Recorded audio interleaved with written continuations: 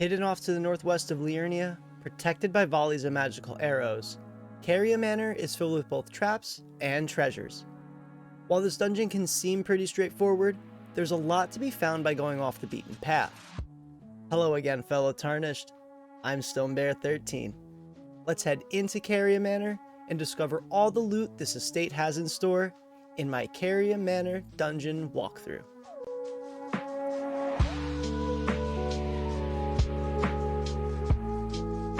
Assuming you've already met Smithing Master E.G. near the road to the Manor site of Grace, we'll start there.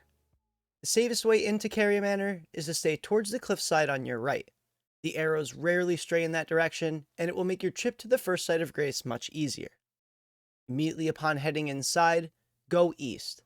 Once you've passed the brazier, look to the south tower to get the jump on the giant hand that'll be attacking you. Continue southeast to the stairs, and head up inside the room guarded by an Albinauric and a Glintstone trap. Resting on the corpse, you'll find a Glintstone Craftsman Cookbook 6, which will allow you to craft freezing pots. Exiting the room, head down the stairs and go north.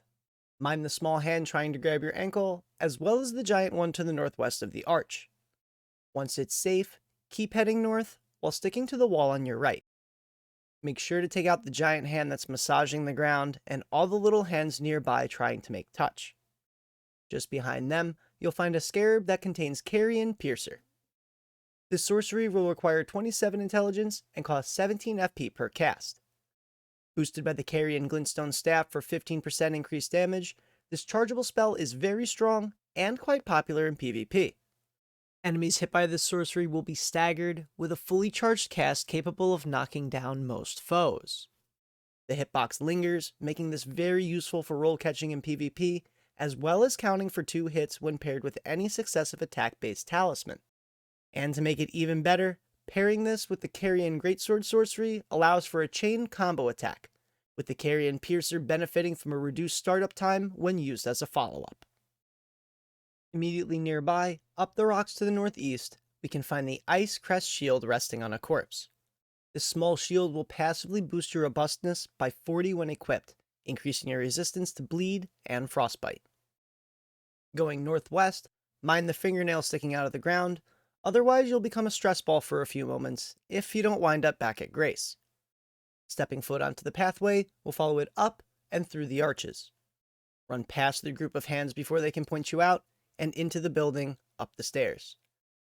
In a safe area ahead, you'll find the Manor lower level site of Grace. From this site of Grace, we have 2 items to grab before we progress, meaning we'll fast travel back here as a starting point after obtaining both items. Starting off, we'll exit the building and head across the walkway towards the tower. This area will have spectral knights that appear, as well as plenty of glintstone traps, so keep your head on a swivel. Once you reach the first tower, take the path to the northeast. Turn southeast at the next tower, and almost on the other side of the walkway, you'll notice a broken section to your left. From just beyond the rubble here, jump to the rooftop nearby. Hop down to the next rooftop to the north, and drop in the hole. Inside the room, you'll discover a chest containing a legendary armament, the Sword of Night and Flame. Requiring 12 strength, 12 dexterity, 24 intelligence, and 24 faith, this armament is well deserving of being called legendary. Its heavy attack moveset alternates between thrusting or slashing depending on whether it's wielded in one hand or two, and it comes with one of the most unique weapon skills in all the lands between. This sword comes with Night and Flame stance, and once used, following up with either a light or a heavy attack will initiate your choice of pseudo-sorcery or incantation. The sorcery will cost 26 FP per use, releasing something similar to Comet Azure from the blade for a short duration. The range is rather short, but the damage is significant. Inputting a heavy attack will cost 32 FP, releasing a sweeping wave of potent flames after a substantial windup. This wave of flames travels a considerable distance and also deals pretty high base damage. Each attack will scale with either intelligence or faith respectively, and the Comet ability specifically can also be boosted by the Spellblade set, allowing you to further increase its potency. Returning to the Manor lower level site of Grace, head to the first tower again, but this time continue southeast behind it. You'll have quite a few spectral knights en route, so take your time and push through them, keeping an eye on your back as you go. At the final tower, head northeast towards the exit. About halfway across the walkway before the stairs, jump to the east to the estate's outer wall. Heading south, you'll come to an area with some small hands lingering about. Slap them away, and resting on a corpse to the southeast is the Urumi. This interesting whip will require 10 strength and 19 dexterity to wield. This has the highest attack rating of all other Ash of War infusible whips, and a very unique moveset to boot. The heavy attack will cause slash damage, and a fully charged hit will also extend the whip fully into a very long piercing attack. This is one of the best whips in the game by far, and is the second whip you can obtain, allowing you to dual wield this with the whip from Castle Morn.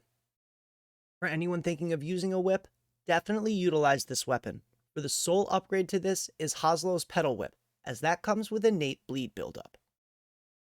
Fast traveling for a final time back to the Manor lower level site of Grace, head all the way back to where we jumped for the Urumi, and instead continue forward up the stairs and onto the lift. Atop you can run forward to grab the Manor upper level site of Grace. Exiting this building and heading west, we'll immediately see a golden tree, and as usual at the base, you'll find a golden seed. Deal with a few wolves in the area, and head northeast. Top the steps, we'll find a heavily guarded staircase. Now you can either take this group head on, or choose to climb the ladder to your southwest to go around for a better vantage point. It's up to you. Once you've dealt with the sorcerers and the troll knight, head up the left staircase to face 2 pages, with one hiding on a level above to the west. Once they're defeated, climb the stairs and turn south to find a small opening. Carefully descend down the wooden platforms to the cliffside below. When you land, immediately head east, as you'll be ambushed by a large living jar and a fair number of little jars. Resting near the edge of the cliff, you'll find a cracked pot. Destroy all the living jars in the area and continue dropping down the cliffs. Once you reach the area with 2 large living jars, drop down once more, go to the west, and jump to the nearby rooftop. Resting on a corpse between the towers, you'll find the Ash of War Carian Grandeur. This Ash of War can be applied to daggers, straight swords, great swords, curved great swords, katanas, twin blades, thrusting swords, and heavy thrusting swords. Costing 26 FP per use, this magical attack can be charged, increasing its power by up to 2 stages. Affecting a large area directly in front of you, the damage of this is based on your weapon's upgrade level as well as your intelligence stat. While the skill does find itself overpowered by Carian Greatsword when only charged once, if fully charged, this unleashes significant damage and covers a much larger area in front of the caster. Returning to the Manor upper level site of Grace, it's time to push back up those stairs and head into the large courtyard to face Royal Knight Loretta. This is a very fast-paced fight, and Loretta is quite jumpy. Do your best to avoid her bow and sorceries, and once she's defeated, you'll be rewarded with both the sorcery Loretta's Greatbow and the Ash of War Loretta's Slash. Loretta's Greatbow will require 26 intelligence and cost 24 FP per cast. This chargeable sorcery manifests a magical bow that shoots a tracking arrow at your target, traveling a considerably long distance. If you fully charge this sorcery, you can input a dodge to cancel the cast, saving your FP in the process. Although a bit slow to start up, this is one of the best sorceries for long-range combat, and is a fantastic combat initiator. As for the Ash of War, it's applicable to twin blades, spears, great spears, halberds, and reapers. Costing 14 FP per cast, this 2-part attack imbues your weapon with magic as you leap into the air, following up with a sweeping slash as you descend. This ability's animation is identical to Angel's Wings, which is found on the Winged Scythe. However, this deals primarily magic damage, can be boosted by the Spellblade set, and can be applied to many different weapon types, giving you a ton of options to utilize this eccentric ability. After resting at the Royal Moongazing Ground site of Grace, we have a few more items to grab before Caria Manor is truly finished. Head out the exit to the north and mount up on Torrent. Take a hard right to the east to find a dirt path leading downhill. Within the trees, beyond the wolves, will find a scarab near a noble holding a torch. Defeating that scarab will reward you with the spell Frozen Armament. This sorcery will require 15 intelligence and cost 20 FP per cast, enchanting your right hand weapon with considerable frostbite buildup for 60 seconds. Continuing east after the trees, we'll find the behind Caria Manor site of grace. From here, keep going southeast down the road. Once you pass the wolves under the rock overhanging the path, turn right and head up the hill towards the gravestones to the west. Here, you'll face some Albinaurics, and resting against one of the headstones, you'll find the Albinauric Ashes. From here, turn directly northeast to spot an Everjail in the distance. Make your way across the graveyards, over to the Royal Grave Everjail, and head inside. Within, you'll face an Onyx Lord, and once felled, you'll be rewarded with the sorcery Meteorite. Requiring 30 intelligence, this gravity sorcery will cost 30 FP initially and 10 FP periodically to channel, and is boosted by the Meteorite staff for 30% increased damage. This spell opens a portal that pours meteors out and can be chain cast as long as you have enough FP. However, the only word to describe this sorcery is inconsistent, since the meteors seem to travel wherever they wish, making this much less useful on smaller or faster targets. However, each meteor deals some pretty solid damage, and as a gravity sorcery, its damage is primarily physical. As such, it can be further boosted by any physical damage buffs. Heading back over to the Royal Moongazing Ground site of grace, this time we'll exit to the north and enter the Three Sisters. Head west to the first set of ruins you see, and within you'll find a scarab containing the Ash of War Chilling Mist. This skill will be applicable to all melee armaments except whips, fist weapons, and claws. Costing 14 FP per use, this releases a frosty mist in front of you, causing significant frostbite buildup to enemies within. The sweeping strike hits hard and causes 120 frostbite buildup on hit. This also coats your weapon with frost, granting you a 40-second buff that causes 60 frostbite buildup per hit. From the ruins we just squished the scarab in, hop on Torrent and head south, being sure to mind the path of Glintstone Dragon Adula as you go. Proceed to the southmost tower in the Three Sisters. The entrance to this tower will currently be blocked, with the barrier being tied to Ranni's questline. Regardless, climb around the broken outer walls of the tower to find the Black Wolf mask hiding in the rear. For our final point of interest, head northeast, following along the cliffside until you hear and see a cerulean scarab. Immediately to the southeast, descend the cliffside to the tower below.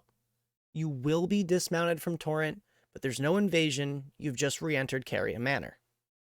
Drop down the southern side of the tower to the platform below, and carefully go to the rooftops ahead. Enter the hole to find yourself on the top level of the chapel, where the manor lower level site of grace is located. In the western corner of the room, we'll find Pidia, Carian's servant. Allegedly in charge of puppet maintenance, he'll offer up some goods for us. Within his stock, you'll find some very useful items, including a ritual pot, a celestial dew, a larval tear, and the Glintstone Craftsman's Cookbook 7, which allows you to craft frostbite build-up arrows and bolts. Pidia also sells the Ash of War Carian Retaliation and the Ripple Blade, both of which deserve a little more attention. Let's start with Carian Retaliation. Arguably, this is the best parry in the game. While it requires 0 FP to parry physical attacks, this will consume 8 FP to parry spells, essentially consuming them and generating 3 magical glint blades overhead. Each blade is fixed to around 150 damage each, and cannot be boosted by stats or upgrades to the shield. The parry affects a small area in front of the caster when used, and can even be used to thwart traps. This parry has the exact same parrying stats as Golden Parry, making it tied for the best Ash of War parry in the game. Finally, we have the Ripple Blade, an arcane user's special. Scaling purely with the arcane stat, this axe will require 11 strength, 11 dexterity, and 20 arcane to wield. While its weapon skill is fixed to wild strikes, it can oddly enough be buffed by magic and consumables. This weapon was made to be used with weapon greases, and will find its best use when paired with blood greases, poison greases, or rot greases, as they all scale application rates with arcane stat. While its range is extremely short, it does share a unique moveset with the Warped Axe, causing heavy poise damage, and can even be manipulated to gain faith scaling damage if used alongside Electrify Armament or another faith scaling enhancement option. And with that, we've obtained all the unique items and pickups from within Caria Manor. I did of course leave out the most appealing aspect of the manor, Ranni and her constituents, but that's for another video. I hope this video helped you find some things you may have missed your first playthrough, or even helped you through your first time inside. Either way, if you've enjoyed this video, please leave a like, and be sure to leave a comment below if there's anything you'd like to see in the future. As always, be sure to subscribe and click the bell so you can stay up to date on all my upcoming Elden Ring content. And with the DLC freshly announced, there's certainly going to be much more to explore. Once again, I'm StoneBear13, and until next time, good luck and thanks for watching.